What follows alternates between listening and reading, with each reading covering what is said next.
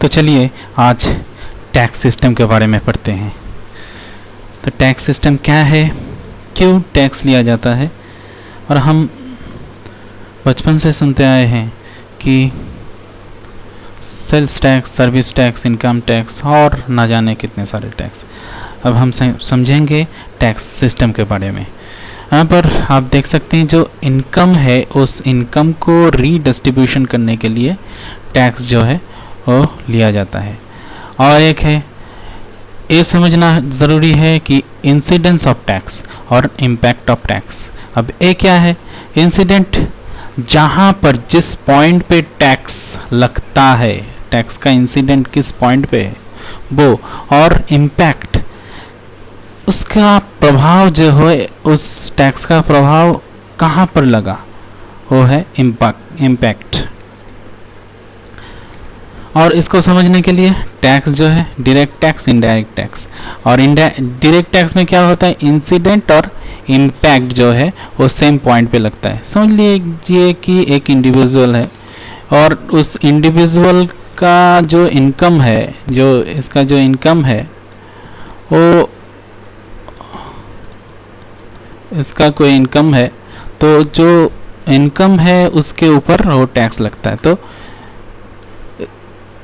इसका इंसिडेंट क्या है, इंसिडेंट है, और इम्पैक्ट इसके ऊपर ही पड़ा।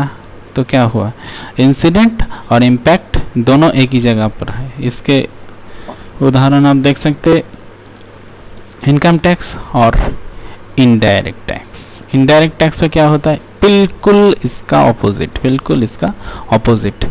जैसे एक्साइज हो गया, सर्विस टैक्स हो गया।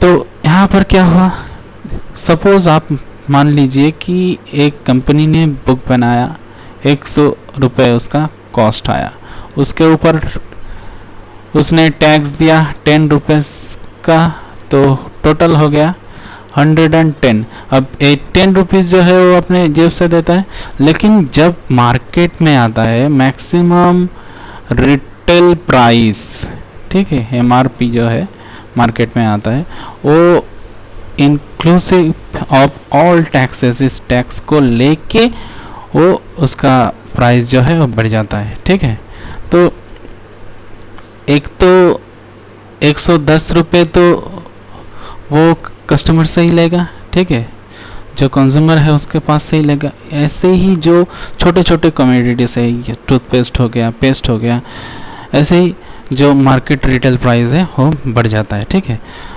तो एक तरीके से इनडायरेक्ट टैक्स का जो इंसिडेंट है वो कहाँ पर है, वो यहाँ पर है, कंपनी पे इंसिडेंट हुआ, लेकिन उसका इम्पैक्ट कहाँ पर पड़ा, इम्पैक्ट पड़ा जनरल पीपल के ऊपर, इम्पैक्ट यहाँ पर पड़ा। तो यहाँ पर आप देख सकते हैं इनडायरेक्ट टैक्स में क्या है, इंसिडेंट और इम्पैक्ट दोनों अलग अलग जगह पे पड़ा।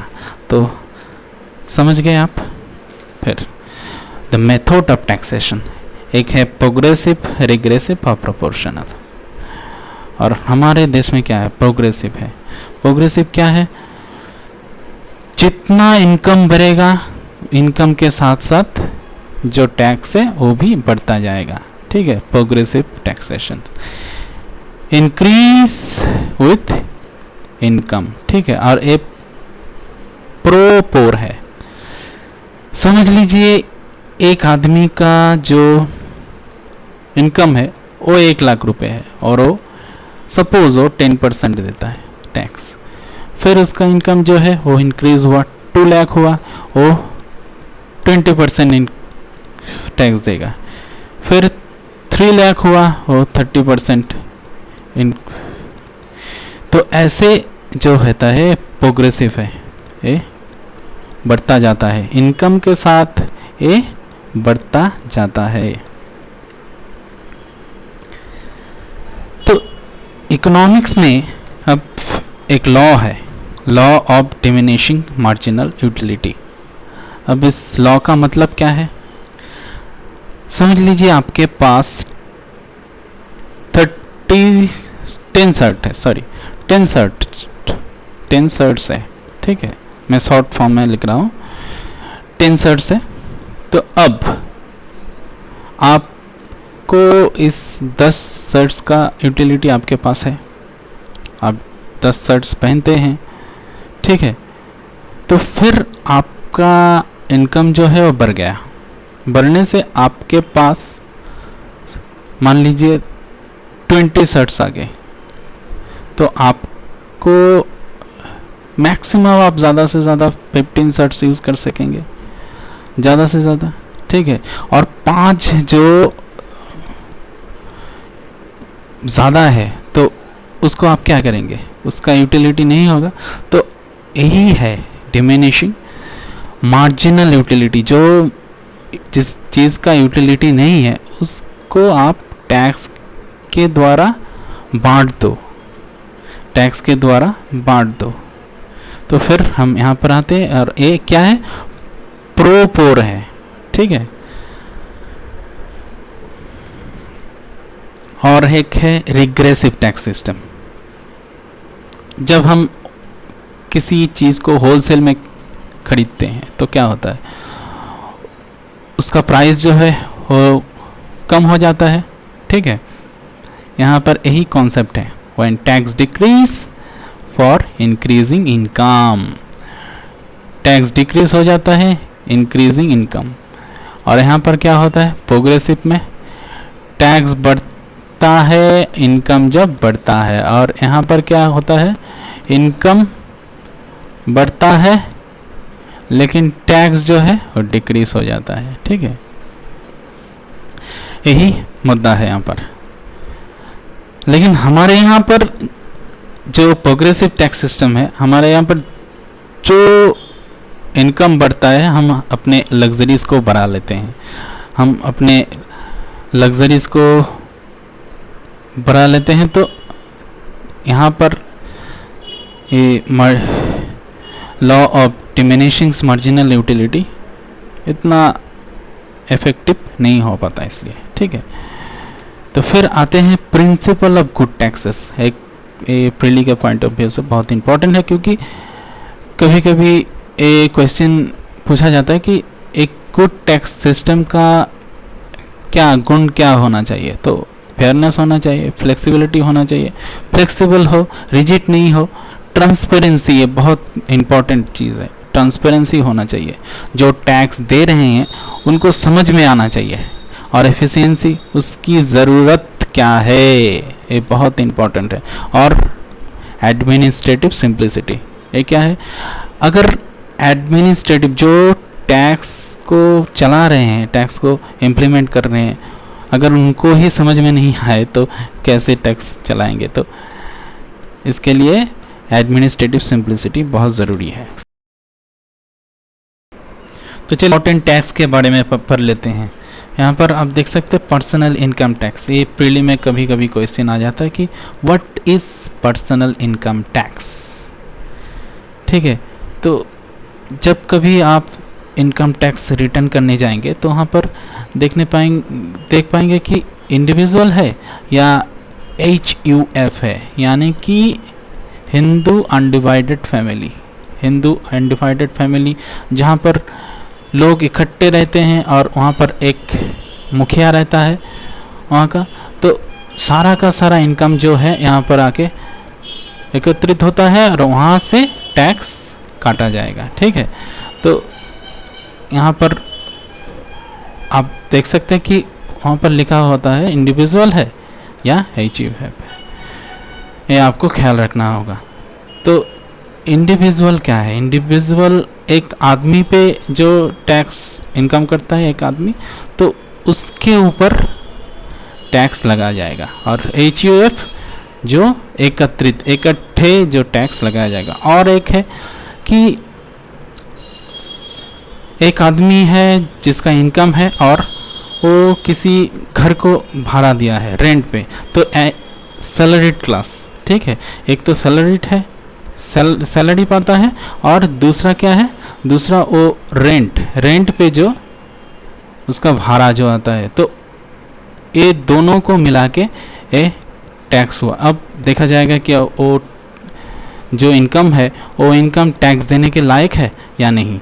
तो ये थोड़ा सा हमें पॉइंट आउट करना पड़ेगा। ये point, for taxation purpose income for all sources is added. All sources यानी कि ये रेंट ले लीजिए और कोई दूसरा वो सर्विसेज दे रहा है वो भी ऐड होगा। ऐड होके जो टोटल जो इनकम है उस टोटल इनकम में से टैक्स काटा जाएगा। ठीक है, तो ये बात ज़रा इम्पोर्टेंट पॉइंट है कॉरपोरेशन टैक्स के बारे में। तो ये कहाँ पर लगता है? जितनी भी रजिस्टर्ड कंपनीज हैं वहाँ पर, और ये प्रोग्रेसिव नेचर है। ठीक है, तो ये क्या है? 30%। 30% यानी कि उस कंपनी का, रजिस्टर्ड कंपनी का आमदनी ज़्यादा हो या कम हो, ये 30% ही रहता है। Nature progressive. ठीक है, ये आपको याद रखना है। कभी कभी प्रीली में क्वेश्चन आ जाता है कि कॉरपोरेशन टैक्स का नेचर कैसा है, तो नेचर प्रोग्रेसिव है। ये ऑल टाइम 30% ही रहता है, चाहे आमदनी ज़्यादा हो और आमदनी कम हो। और फिर आते हैं कस्टम ड्यूटीज़ के बारे में। अब कस्टम ड्यूटीज़ क्या है? जो एक्सपोर्ट और इंपोर्ट पे लगाए जाए जो ड्यूटी वो है। और इसका नीचे क्या है? ये इनडायरेक्ट टैक्स है। जो इनकम टैक्स है डायरेक्ट है और ये इनडायरेक्ट टैक्स है। तो इससे क्या कर सकता है गवर्नमेंट? एक तो जो regulate foreign trade of the country, और दूसरा क्या है? Offering protection to the local industries. अब एक क्या है, अगर गवर्नमेंट को ये लगे कि कुछ कम्युनिटी जो है वो हमारे यहाँ बहुत ज़रूरी है, तो उसके एक्सपोर्ट पे गवर्नमेंट कैसे रोक लगा सकता है? उसके एक्सपोर्ट पे टैक्सेस जो है वो गवर्नमेंट बढ़ा सकता है। और अगर लगे कि कुछ चीज़, कुछ कम्युनिटीज़ जो बाहर से हमारे देश में आ रहे हैं, तो उसको कैसे रोक लगा सकते हैं? टैक्सेस जो है उस इंपोर्ट पे, उसकी इंपोर्ट पे बढ़ा सकता है। तो इसके ऊपर से क्या होगा? इससे एक तो प्रोटेक्शंस ऑफ लोकल इंडस्ट्रीज़, हमारे लोकल इंडस्ट्रीज़ को प्रोटेक्शन मिलेगा। ठीक है, तो ऐसे रेगुलेट कर सकता है। तो ये एक इम्पॉर्टेंट पॉइंट है।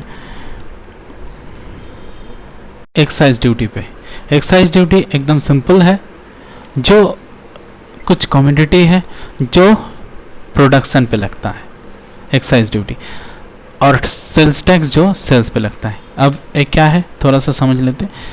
मान लीजिए एक कंपनी है जिसने 100 मेट्रिक टन स्टील का प्रोड्यूस किया, तो और उसने उसमें से 50 मेट्रिक टन यानी कि हाफ उसने सेल किया। तो ये तो उसने प्रोडक्शन किया और ये सेल किया, और इसमें से यहाँ उसका 50 जो था वो उसका यूनिट में रहेगा। तो एक तो वो यहाँ पर टैक्स देगा और फिर यहाँ पर टैक्स देगा। ये है सेल के लिए। फिर जब वो अपनी यूनिट में से इस 50 को सेल करेगा तब यहाँ इसके लिए, तो ए है एक्साइज ड्यूटी और ये सेल ड्यूटी। लेकिन वो अलग बात है, बाद में इन दोनों को लेके गवर्नमेंट ने क्या किया? वैट बना दिया है। जो बार बार टैक्स लगता है, यहाँ पर एक टैक्स लगता है, यहाँ पर एक टैक्स लगता है, इसको मिटाकर एक जो वैट, वैल्यू एडेड टैक्स हो कर दिया। अगले सेशन में हम समझेंगे वैल्यू एडेड के बारे में।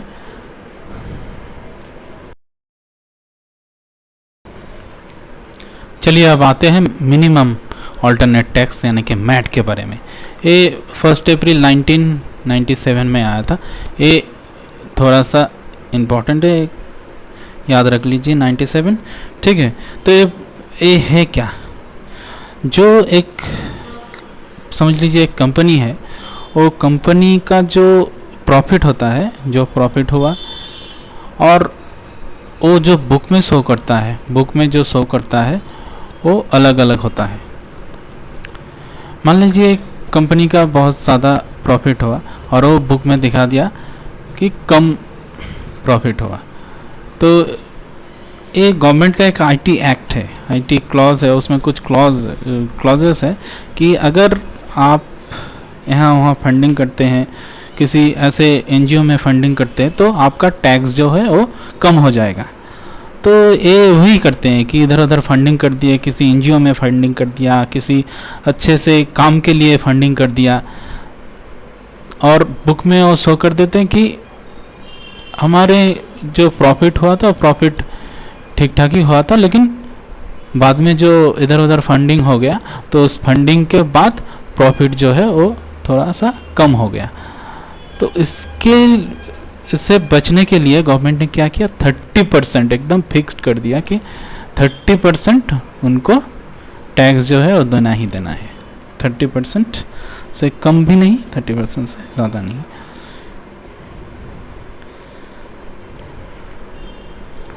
फिर मोड वैट के बारे में आते हैं। ये 86 में हुआ था और ये झा कमेटी के रिकमेंडेशन से हुआ था। ये थोड़ा सा पीढ़ी के पॉइंट ऑफ व्यू से इम्पोर्टेंट है, क्योंकि यहाँ पर ध्यान दीजिए कभी कभी आ जाता है, और इसको कैसे नेमोनिक करना है, इसको कैसे इमेज में कन्वर्ट करना है, ये बाद में मैं आपको दूसरे क्लास में दिखाऊंगा, और ट्रिक वाले क्लास में, जहाँ पर इसको मैं इमेज में कन्वर्ट करूँगा। ठीक है, तो ये क्या है, ये इस रिकमेंडेशन से क्या होता है, इसको कुछ रीएम्बर्समेंट मिल गया जो वो एक्साइज वाला पार्ट में ही लगेगा। समझ लीजिए कि उसने कुछ रॉ मटेरियल खरीदा, कुछ कंपनी ने रॉ मटेरियल खरीदा, तो रॉ मटेरियल पे जो वो पे करता है वो बाद में उसको वो मिल जाएगा। तो इसके बाद से वैट को जो है, वैट जो थोड़ा कॉम्प्रिहेंसिव टैक्स हो गया। ठीक है, तो वैट को थोड़ा सा सुविधा मिला। एक कुछ पॉइंट से ये आपको याद रखना है। ठीक है, चलिए इसके बाद वैल्यू एडेड टैक्स पे को थोड़ा सा पढ़ते हैं। तो नाम पे जाइए, वैल्यू एडेड, इस नाम को समझिए तो क्लियर हो जाएगा ये क्या है, और ये एड वॉलरन है। समझ लीजिए कि एक जो कंपनी है, समझ लीजिए एक कंपनी है, सपोज उस कंपनी ने 100 रुपीज़ का कोई रॉ मटेरियल खरीदा और उसने उसको फाइनल प्रोडक्ट में कन्वर्ट करने के लिए 50 जो है 50 रुपीज़ उसमें ऐड किया। ठीक है, तो अब वो उससे बाज़ार में जो सेल कर रहा है वो 200 रुपये में सेल कर रहा है। तो अब पहले क्या था, इसमें उसको टैक्स देना पड़ता था, रॉ मटेरियल में एक बार पे करना पड़ता था, और यहाँ पर उसने पे किया और सेल टैक्स भी उसको देना पड़ता था। तो इस सारे के सारे को एक में लाके गवर्नमेंट ने क्या किया, वैट यानी कि वैल्यू एडेड टैक्स।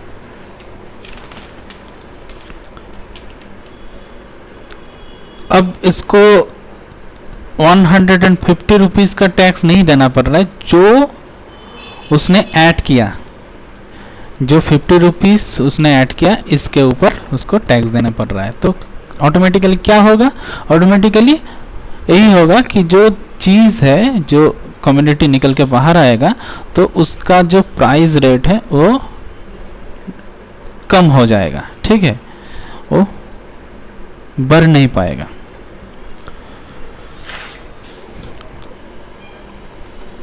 फिर ये क्या है, प्रो पोर है और एंटी रिच है। एंटी रिच भी नहीं है, यानी कि एक गरीबों को तो उससे सहायता मिलेगा, और दूसरा ये एंटी रिच भी नहीं है, यानी कि इससे रिच लोगों को भी सफ़र करना नहीं पड़ेगा। और एक बात है कि हरियाणा में 2003 में सबसे पहले हरियाणा में इंट्रोड्यूस हुआ था, फिर एकदम लास्ट में जो हुआ था यूपी में। इसका रीज़न भी है, जो 5 स्टेट थे उसमें बीजेपी के गवर्नमेंट थे, तो इसलिए इम्प्लीमेंट नहीं हो पाया। तो वो उसका क्या रीज़न था? उसका रीज़न था कि इससे 100% जो है स्टेट है का लॉस होगा, क्योंकि टैक्स चोरी होता है वो रीज़न था कि टैक्स ठीक तरीके से हम नहीं पाते। तो इसके लिए तो ये सेंट्रल गवर्नमेंट ने क्या किया? सेंट्रल गवर्नमेंट ने क्या किया, जो फर्स्ट जो टाइम पीरियड है वो सेंट्रल गवर्नमेंट 100% उनका लॉस देंगे स्टेट गवर्नमेंट का, फिर 75% लॉस देंगे और फिर 50% थर्ड अटेम्प्ट में वो देंगे। तो ये थोड़ा सा आपको याद रखना है कि होगा क्या। हरियाणा में 2003 में हुआ था इसका इम्प्लीमेंट, और यूपी में हुआ था एकदम लास्ट में, यानी कि लगभग 2008 में। ठीक है, तो ये लॉस कॉम्पेंसेशन देने के बाद बाकी जो स्टेट्स है वो सारे के सारे इसके अंडर में आ गए। तो समझ गए आप सेंट्रल वैल्यू एडेड के बारे में। ये क्या है? ये सिंगल रेट है, यानी कि 16% कर दिया गया, पहले 8, 16 फिर 14%, यानी कि ये बजट में 2000 से 2001 में रिप्लेसिंग कर दिया 3 वॉल्यूम। ठीक है, तो ये थोड़ा सा एक कदम आगे है सिंगल रेट, थोड़ा सा कदम आगे है। फिर आते हैं सर्विस टैक्स के बारे में। सर्विसेज क्या है? सर्विसेज यानी जो इंश्योरेंस कंपनी है, जो बैंक है, बैंक भी एक सेवा देता है, जो देता है। तो अब जो डॉक्टर है, डॉक्टर भी एक सेवा देता है। तो पहले वो अपने सर्विसेज के, जो सब सर्विसेज के टैक्स नहीं देते थे, वो सिर्फ अपने इनकम के टैक्स देते थे। लेकिन जो कंपनीज है, कंपनीज में क्या होता है, वो अपने प्रोडक्शन के भी टैक्स देते हैं, सेल्स के टैक्स देते हैं, इतने सारे टैक्स देते हैं, इनकम के भी टैक्स देते हैं। तो यहाँ पर गवर्नमेंट ने सोचा कि जब कंपनी देती है तो इन सारे लोगों ने भी देना है। तो ग्रेजुअली इसको इम्प्लीमेंट किया गया। तो पहले था 5%, फिर 12% किया गया, फिर 12.33% कर दिया गया। ठीक है, फिर आते हैं जीएसटी के बारे में, गुड्स एंड सर्विसेज के बारे में। तो लेटेस्ट जो न्यूज़ है वो है 6 मई, ये आपको याद रखना है, 6 मई 2015 को लोकसभा में, एलएस में, लोकसभा में ये पास्ड हो गया, लेकिन राज्यसभा में अभी पेंडिंग है। 6 मई 2015, ये आपको याद रखना है। 6 मई 2015 में जीएसटी जो है लोकसभा में पास हो गया। तो अब एक क्या है, जीएसटी जो है वो एक कदम आगे है, जो वो बोल रहा है कि सब वैट फैट सबको छोड़ के पूरे इंडिया में, पूरे होल टोटल इंडिया में एक ही टैक्स होना चाहिए। तो इसको लेकर जो स्टेट बोल रहा है, तो इससे टैक्स जो है वो हम लूज करेंगे, वो टैक्स ठीक तरीके से हम नहीं पाएंगे। वैसे ही टैक्स तो कम है, टैक्स हम कैसे पाएंगे अगर सारे के सारे टैक्स छोड़ के एक ही टैक्स को कर दिया गया, तो टैक्स हमको नहीं मिलेगा। और शेयर पे चला है कि 12% और 8% ये शेयर हो जाएगा। फिर आते हैं फाइनेंस कमीशन की तरफ। जो 13 फाइनेंस कमीशन ने जीएसटी के बारे में कुछ रिकमेंडेशन दिया था, और रिकमेंडेशन दिया था सिंगल टैक्स होगा 12% रेट में, और वो शेयर होगा 5% सेंट्रल और 7% जो स्टेट्स में शेयर हो जाएगा।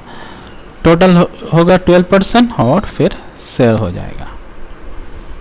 और उसने ये भी कहा था कि रेलवेज में जो जीएसटी यहाँ पर लगाया जाए high speed diesel, petrol, jet fuel, और जो पब्लिक सर्विसेज हैं, जो गवर्नमेंट सर्विसेज है, ट्रांसफ़र हो गया, ट्रांजैक्शन हो गया, एम्प्लॉयर जो सर्विसेज देते हैं एम्प्लॉय को, जो हेल्थ एजुकेशन सर्विस है, उसमें जीएसटी नहीं लगाया जाए, उसमें कोई टैक्स नहीं लिया जाए। ठीक है, तो ये कुछ रिकमेंडेशन है, क्योंकि जो फाइनेंस कमीशन से वही उसके ऊपर ही रिस्पॉन्सिबिलिटी पड़ता है कि वो इस टैक्स सिस्टम को, टैक्स को शेयर करें।